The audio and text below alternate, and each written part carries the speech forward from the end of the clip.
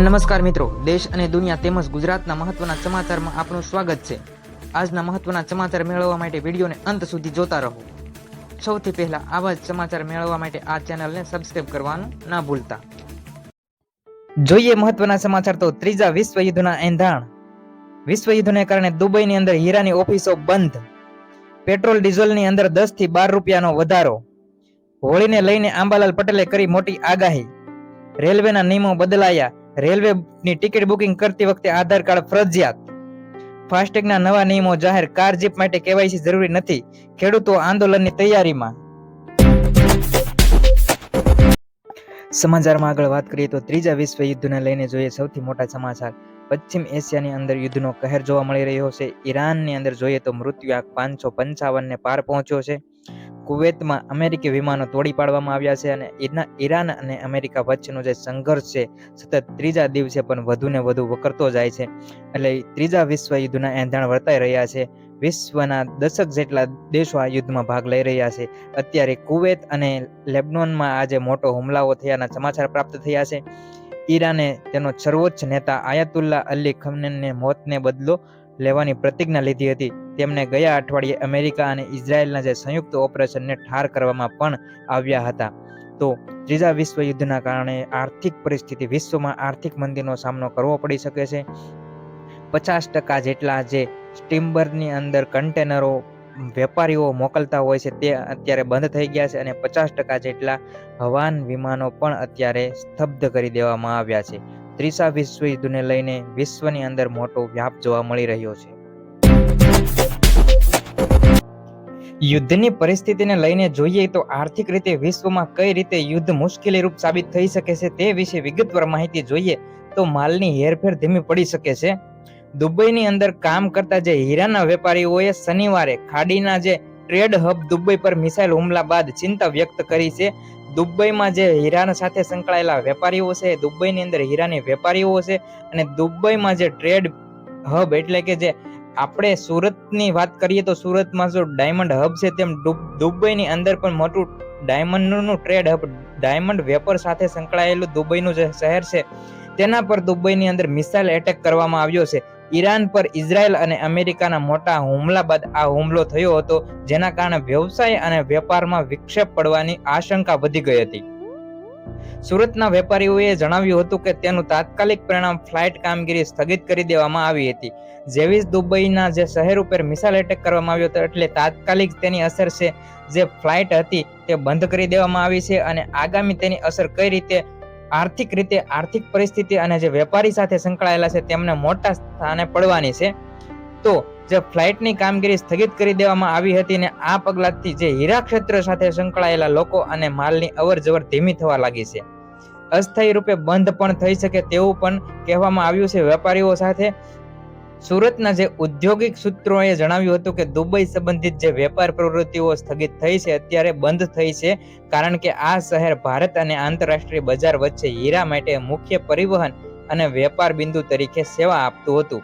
દુબઈના જે શહેરો ઉપર મિસાઇલ એટેક કરવામાં આવ્યો હતો તે શહેર ભારત અને આંતરરાષ્ટ્રીય હીરા બજારનું હબ તરીકે ખ્યાતિ પામેલું હતું અને તેવા શહેરની અંદર મિસાઇલ એટેક કરવામાં આવ્યો છે અને હવાઈ ટ્રાફિક સ્થગિત પણ થઈ ગયો છે જેના કારણે હવાઈ મુસાફરી પણ બંધ થઈ ગઈ છે। વેપારીઓ મીટિંગ શિપમેન્ટ અને ચુકવણીના વિલંબની આક્ષેપા રાખે છે જે ઝડપી લોજિસ્ટિક પર આધાર રાખવામાં આવશે। જે વૈશ્વિક સ્તરે અમેરિકા જે જર્મની અને ઈરાક વચ્ચે જે યુદ્ધનો તણાવ ચાલી રહ્યો છે છેલ્લા 3 દિવસથી યુદ્ધ જેવી પરિસ્થિતિ છે। દુબઈ જેવા શહેરમાં પણ મિસાઇલ એટેક થઈ રહ્યા છે ત્યારે જે હવાઈ જહાજો છે વિમાનો છે તેના અંદર ધીમી મુસાફરી થઈ ગઈ છે એટલે કે 50% જેટલા હવાઈ મથકો બંધ પડ્યા છે। જ્યારે વેપારી ક્ષેત્રમાં વાત કરીએ તો સ્ટીમર મારફતે જે ટેન્કર મોકલવામાં આવતા હોય છે, જે સ્ટેન્ડ મોકલવામાં આવતા હોય છે તો સ્ટીમર મારફતે પણ 50% જેટલી જે સ્ટીમરો છે જે બંધ અવસ્થામાં જોવા મળે છે જેના કારણે આર્થિક પરિસ્થિતિ આર્થિક મંદીનું પરિણામ નીપજી શકે છે। તો વેપારીઓનું આવું કહેવું છે।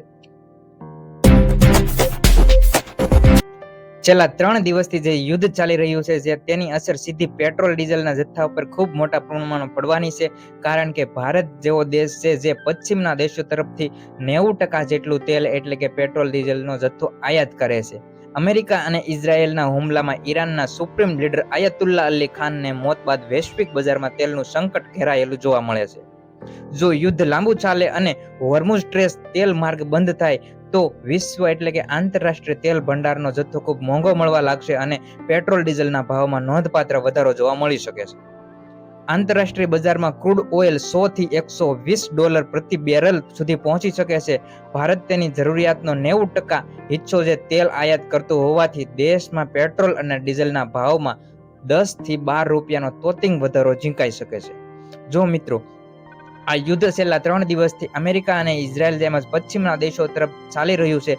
તે યુદ્ધ જો બંધ નહીં થાય તો ખૂબ મોટા પ્રમાણમાં સંકટ આવી શકે છે. પેટ્રોલની અંદર ભારતની વાત કરીએ તો 10 થી 12 રૂપિયાનો વધારો વધી શકે છે, કારણ કે ભારત એવો દેશ છે જે પશ્ચિમના દેશો તરફથી 90% તેલનું આયાત કરે છે. તેલ એટલે કે પેટ્રોલ, ડીઝલ, ક્રૂડના જે તમામ પદાર્થો છે તેનું આયાત કરે છે. જો ત્યાં યુદ્ધની પરિસ્થિતિનું નિર્માણ થાય તો તેલનો જથ્થો જે ભારત આવવાનો હોય તે અટકી જાય, જેના કારણે ભારતની અંદર પેટ્રોલ ડીઝલની કિંમતમાં 10 થી 12 રૂપિયાનો વધારો ઝીંકાઈ શકે છે. ત્યારબાદ સમાચારમાં આગળ વાત કરીએ તો હોળીના પર્વને લઈને જોઈએ સૌથી મોટા સમાચાર. હોળીનો તહેવાર આવે ત્યારે હોળી પ્રગટાવવામાં આવે છે અને તેના ઉપર વરસાદનું અવલોકન કરવામાં આવે છે કે આવતા વર્ષે જે ચોમાસું કેવું રહેશે તેનું તારણ કાઢવામાં આવે છે. તો હોળીના પર્વને લઈને દરેક ગામની અંદર હોળી પ્રગટાવવામાં આવે છે અને અલગ અલગ રીતે લોકો તારણ કાઢતા હોય છે કે આગામી જે ચોમાસાનું વર્ષ છે તે કેવું રહેશે. અને ખેડૂતો ઘણા છે જે હોળીની અંદર માટલાની અંદર ઘઉં મૂકી અને તેના પર જે રંધાય છે કે કેટલા બફાય છે અથવા તો કેટલું પાણી રહ્યું છે તેના પરથી વરસાદની આગાહી ભાખતા હોય છે. તો હવામાન નિષ્ણાત એવા આંબાલાલ પટેલે પણ આ વખતે હોળીને લઈને આગાહી કરી છે. તે વિશેની વિસ્તૃત માહિતી જોઈએ તો હોળીના પર્વ પર પવનની ગતિ અને દિશાનું વિશ્લેષણ કરતા આંબાલાલ પટેલે જણાવ્યું હતું કે આ વખતે હોળી 20 પ્રગટાવવામાં આવી છે અને પવન મુખ્યત્વે ઉત્તર પશ્ચિમ દિશાનો રહ્યો હોવાથી ચોમાસાની જે દ્રષ્ટિ છે તે ખૂબ સાનુકૂળ એટલે કે ખૂબ સારું આ વર્ષે ચોમાસું રહેવાનું છે. ગુજરાતમાં આ વર્ષે ચોમાસું એકંદરે ઘણું સારું રહેશે. ખાસ કરીને સૌરાષ્ટ્ર તેમજ દક્ષિણ ગુજરાતમાં સારો વરસાદ રહેવાનો આક્ષેપ તેમણે કર્યો છે. સારો વરસાદ રહેશે તેવી આગાહી તેમણે કરી છે. તેમણે એક ખાસ અવલોકન પણ નોંધ્યું છે કે હોળીનો ધુમાડો સીધો ઉપર જતો નથી, તે સારું છે. આ વર્ષે પાછોતરા વરસાદનું જોર પણ વધુ રહેવાની શક્યતા છે. વૈશ્વિક ફલક પર વાત કરતા તેમણે જણાવ્યું હતું કે માર્ચ માસમાં જે ગ્રહો અને ચંદ્ર ગ્રહણના પ્રભાવને કારણે વિશ્વના વિવિધ ભાગોમાં ખાસ કરીને નાટો જેવા દેશોની અંદર તણાવ વધી શકે છે તેવી પણ આગાહી તેમણે કરી છે. ભારતીય રેલવેની અંદર 1 માર્ચથી એટલે કે 1 તારીખથી લાગુ થયા છે નવા નિયમો. જાણી લો તમામ મિત્રો, નહીંતર હવે તમારે આકરા દંડનો સામનો પણ કરવો પડી શકે છે. વિગતવાર માહિતી જોઈએ તો મુસાફરીની તારીખો હવે સરળતાથી બદલી શકાશે. આ એક સારો નિયમ છે, પરંતુ એના ઘણા નવા નિયમો લાગુ થયા છે. તેની અંદર કેટલા મહત્વના નિયમો પણ સામેલ કરવામાં આવ્યા છે. સારા સમાચાર એ છે કે હવે કન્ફર્મ ટિકિટ પર મુસાફરીની તારીખો બદલવી સરળ બનશે. મુસાફરો તેમની કન્ફર્મ ટિકિટ ઓનલાઈન બદલી શકશે. કોઈ વધારાનો કેન્સલેશન કે સર્વિસ ચાર્જ લાગશે નહીં. પરંતુ વિગતવાર માહિતી જોઈએ તો વેઇટિંગ લિસ્ટના જે નિયમો છે તેને કડક બનાવી દેવામાં આવ્યા છે. જો આ નિયમો તમે નહીં જાણતા હોય તો હવે તમે દંડ ભરવા તૈયાર થઈ જાજો. એટલા માટે મિત્રો આ વિડીયોને તમામ લોકો સુધી શેર કરો, જેથી કરીને 1 માર્ચ 1 તારીખથી જે ભારતીય રેલવેએ પોતાના નિયમોમાં જે ફેરફાર કર્યો છે તે સમગ્ર વ્યક્તિ જાણી શકે. વેઇટિંગ લિસ્ટની અંદર જે નવા નિયમો લાગુ થયા છે તેને કડક બનાવવામાં આવ્યા છે.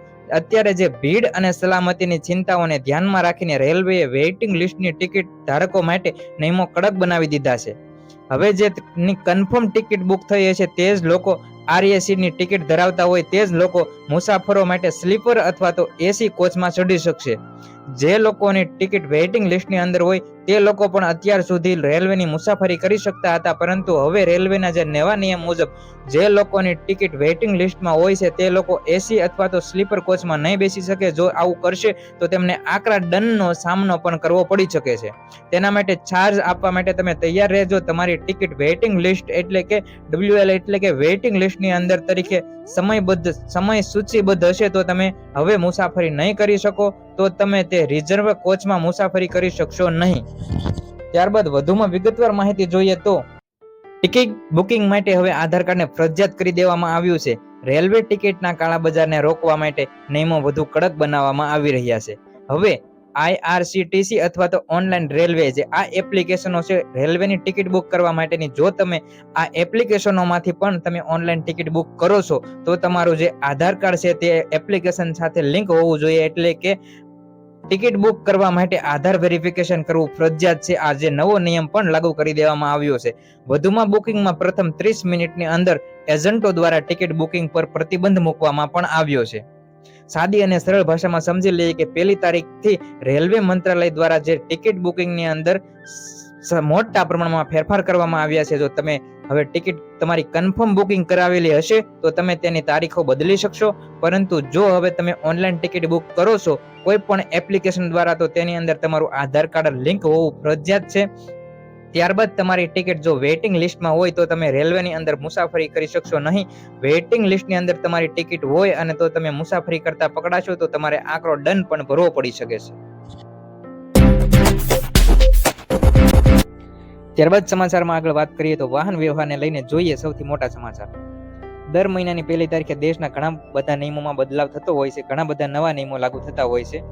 તે વિશે વિગતવાર માહિતી જોઈએ તો 1 ફેબ્રુઆરી 2026 એટલે કે 1 તારીખથી વાહન વ્યવહારને લઈને એક મહત્વનો નવો નિયમ જાહેર થયો છે. તો તે નિયમ વિશે આપણે જાણી લઈએ.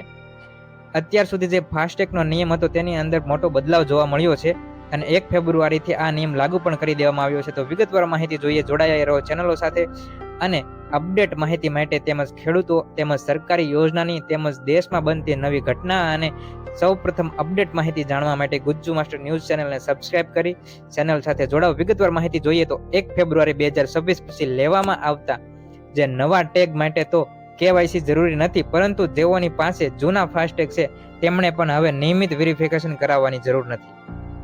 અને આ જે પરિપત્ર આ જે નિયમ બનાવવામાં આવ્યો છે નેશનલ NHAI એટલે કે નેશનલ ઓથોરિટી ઓફ ઇન્ડિયા દ્વારા આ જાહેર કરવામાં આવ્યું છે.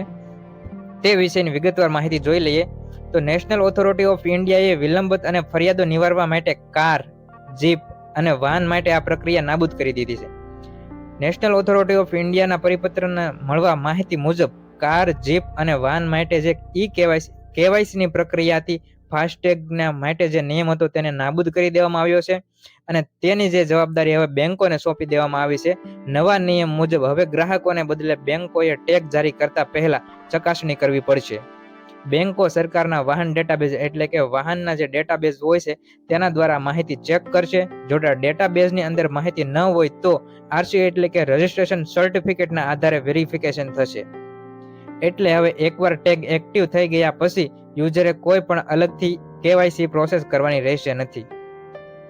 1 ફેબ્રુઆરી 2026 થી એટલે કે 2 દિવસ પહેલાથી આ નિયમ લાગુ કરી દેવામાં આવ્યો છે અને KYCની પ્રક્રિયા દ્વારા જે ફાસ્ટેગના નિયમ હતો તેની અંદર બદલાવ કરવામાં આવ્યો છે. કાર, જીપ અને વાહન માટે હવે આ KYCની પ્રક્રિયા સંપૂર્ણપણે નાબૂદ કરી દેવામાં આવી છે અને તેની જે તમામ જવાબદારી છે તેઓ બેંકોને સોંપવાના છે અને બેંકો જે ડેટાબેઝ છે તેના આધારે KYCની પ્રક્રિયા તેમજ રજિસ્ટ્રેશન સર્ટિફિકેટના આધારે વેરિફિકેશન કરશે, જેથી કરીને હવે ગ્રાહકોએ કોઈ પણ ઝંઝટની જરૂર નથી અને 1 ફેબ્રુઆરી 2026 એટલે કે નેશનલ ઓથોરિટી ઓફ ઇન્ડિયા દ્વારા આ નિયમને જાહેર કરી દેવામાં આવ્યો છે.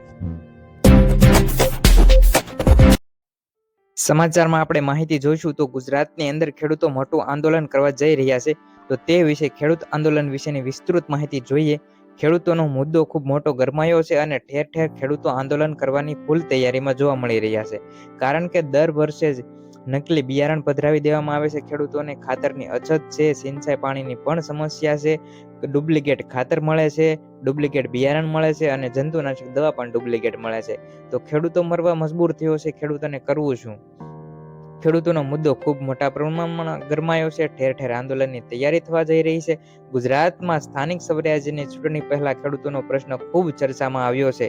નકલી બિયારણ, ખાતરની અછત, સિંચાઈના પાણીની સમસ્યા અને પૂરતા ટેકાના ભાવ ન મળતા જેવા અનેક એવા મુદ્દાઓ છે જે ખેડૂતોમાં ભારે રોષ જોવા મળી રહ્યો છે. સરકાર દ્વારા મગફળીની ખરીદીને 4 મહિના પછી પણ નાણાં ચૂકવવામાં નથી આવ્યા.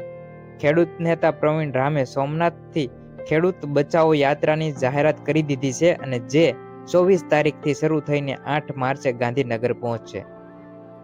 સાદી અને સરળ ભાષામાં સમગ્ર સમાચાર જે ખેડૂત વિશે છે તે જાહેર કરીએ સમજીએ તો પ્રવીણ રામ છે જે ખેડૂત નેતા તરીકે હવે ખ્યાતિ પામી રહ્યા છે. રાજુ કરપડા તો હતા પણ તેઓ આમ આદમી પાર્ટીમાંથી રાજીનામું આપી દીધું છે. હવે પ્રવીણ રામે આ મોરચો સંભાળી ખેડૂત બચાવો યાત્રાની શરૂઆત કરી છે અને તેની જાહેરાત કરી છે. 24 તારીખથી તેઓ 8 માર્ચે ગાંધીનગર પહોંચે તેવી જાહેરાત કરી છે અને મુદ્દો મુખ્યત્વે ખેડૂતોના હિત માટેનો છે. કારણ કે તેમનો મુખ્ય મુદ્દો ડુપ્લિકેટ બિયારણ મળે છે અને જંતુનાશક દવાઓ પણ ડુપ્લિકેટ મળે છે, જે ખેડૂતોને માટે ખૂબ મોત સમાન નીપજે છે. ખાતરની અછત છે, ખાતર મળતું નથી, ખાતર માટે લાઇનમાં ઊભું રહેવું પડશે અને ખાતર મળે છે તો તેમની સાથે ફરજિયાત એક દવાની બોટલ આપે છે, જે ખેડૂતોને કાંઈ કામની નથી હોતી, તેમ છતાં પણ તે દવાની બોટલ લેવી પડે છે. સિંચાઈના પાણીની સમસ્યા છે, પૂરેપૂરું પાણી મળતું નથી. જ્યારે ટેકાના ભાવની ખરીદી અને ટેકાના ભાવ પણ પૂરા પ્રમાણમાં મળતા નથી. 4 મહિના પહેલા ટેકાના ભાવે મગફળીની ખરીદી કરી લીધી છે સરકારે. 4 મહિના જેટલો સમય થઈ ગયો છે, પરંતુ તે ટેકાના ભાવની ખરીદીના પૈસા ખેડૂતોને હજુ મળ્યા નથી. એટલે ખેડૂતો દેવાદાર બનતો જાય છે, ખેડૂત દિન પ્રતિદિન આત્મહત્યા કરતો જાય છે. થોડા સમય પહેલા જ સમાચારમાં આવ્યું હતું, એક મીડિયા રિપોર્ટ અનુસાર માહિતી મળી હતી કે ડુપ્લિકેટ ખાતર પકડાણું છે. ખાતરની અંદર ભેળસેળ જોવા મળે છે, ખાતરની અંદર રેતીની ભેળસેળ જોવા મળે છે. ખાતર લાવે છે અને તે ખેડૂતને ધોવે છે ખાતરને, તો તેમાંથી એક થેલી ખાતરની અંદરથી 3 તગારા રેતી નીકળે છે. તો તે ખેડૂત મીડિયા સમક્ષ તે અહેવાલ રજૂ કરે છે. આ બધી પ્રક્રિયા થાય છે, પણ પછી ખબર નથી તેનું શું થાય છે કે કોઈ કેચ નથી હાલતો. આમ ખાતરમાં ભેળસેળ જોવા મળે છે, જંતુનાશક દવામાં ભેળસેળ જોવા મળે છે, ડુપ્લિકેટ બિયારણ મળે છે. તો ખેડૂત દિન પ્રતિદિન દેવાદાર બનતો જાય છે. તે વિશે પ્રવીણ રામ આંદોલન કરી રહ્યા છે. તો મિત્રો, મહત્વના ખેડૂત સમાચાર તેમજ સરકારની વિવિધ યોજનાઓ વિશેની માહિતી સૌપ્રથમ મેળવવા માટે ગુજ્જુ માસ્ટર ન્યૂઝ ચેનલને સબસ્ક્રાઇબ કરો અને ચેનલ સાથે જોડાઓ.